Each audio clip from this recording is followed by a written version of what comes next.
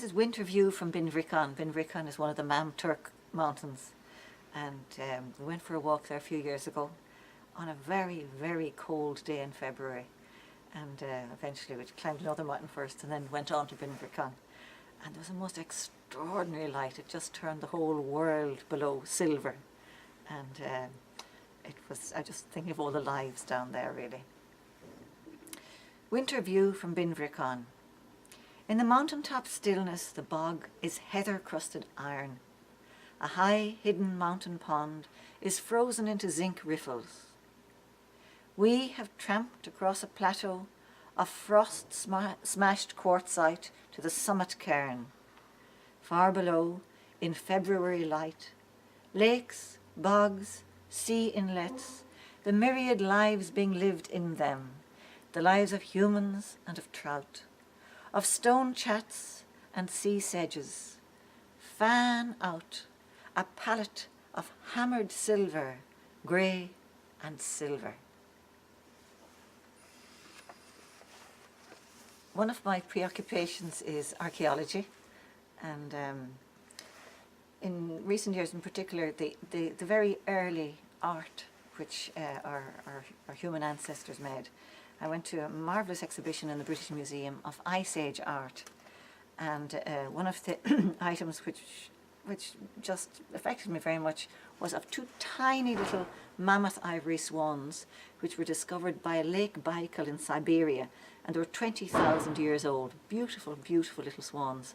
I've since seen an equivalent one in a museum in St. Petersburg as an amulet, a little boy who was buried with it.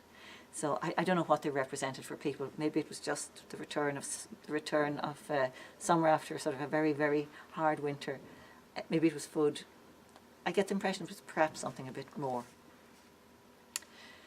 Two ivory swans fly across a display case as they flew across Siberian tundra 20,000 years ago, heralding thaw on an inland sea. Their wings, their necks, stretched, vulnerable, magnificent.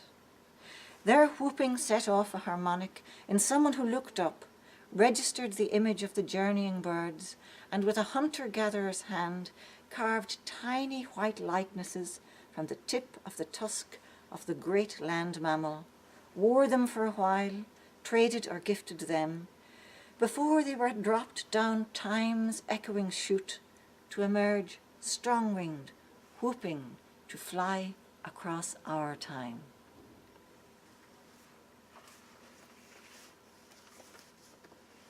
One of the things that one of the sort of festivals that just marked the year when I was a child was St. Bridget's Day. My father was very fond of the ritual of making St. Bridget's Day crosses, and there was a little ritual about bringing in the rushes.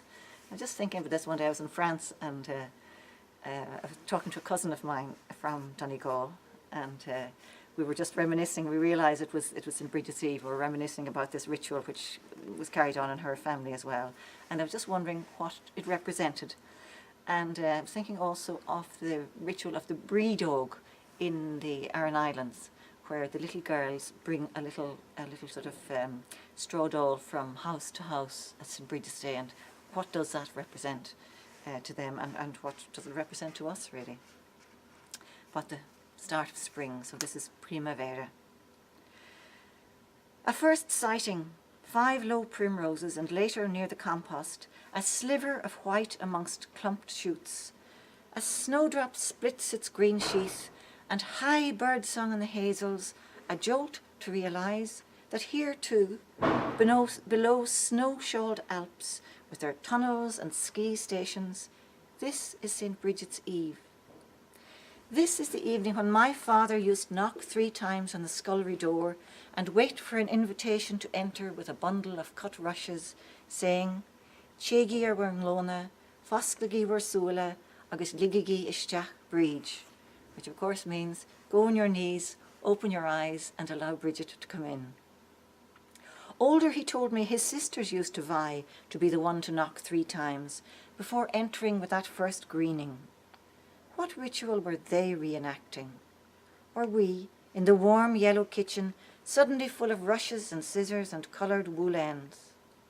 What ceremony were we weaving there, folding the silky stalks into crosses to hang above the door of each room in the house? Or what do those little island girls celebrate, who still carry the brie jug, the spring dole, from house to welcoming house?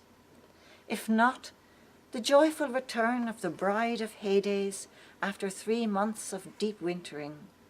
If not, a first sighting of Persephone among the rushes in a wet western field. And what caution was told in the hesitation, until that third knock granted admission? What fear of deception, of late frosts, of February snow and dead lambs? Our fears are different now, of floods and fast calving glaciers, of birds and beasts and fish and flowers forever lost, and the earth's old bones pressed for oil. But our bones still bid her welcome when she knocks 3 times, when she enters ever young, saying, "Kneel down, open your eyes, and allow spring to come in." And I'm in a bookshop art gallery, so it seems appropriate to read a poem which is based on a painting by Jack B. Yeats. This was commissioned with a lot of writers were asked to write something for the 150th anniversary of our National Gallery. So with no hesitation, I chose Jack B. Yeats. It's wonderful, The Singing Horseman. He was somebody who loved horses as a child and loved all the fuss and the drama of the racecourse. And this was a painting which he painted when he was really quite old. Very moving. It's about what song does for us, I think, when we're young and also when we're older. The Singing Horseman. The white horse with its golden chest and head is from another world, is kin to wide-winged Pegasus, or to the white horse that carried Oisin off, or to the black mare of Fanad who saved her rider from a demon. But this golden-headed rider is one of us, a young man with a torn red sleeve, jogging home bareback from the races on a breezy summer's evening in Sligo, riding near the rough blue shore, heading north towards Strida, playing a whistle or singing. And the painter who paints them both is an old man who remembers 100 races, 100 summer's evenings. But how are we who do not believe in magic steeds to understand this?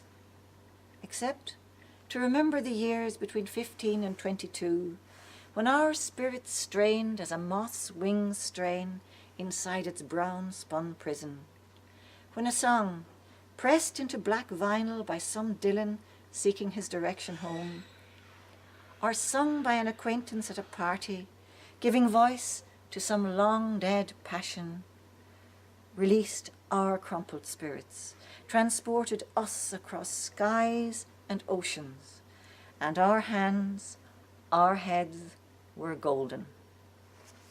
Janae.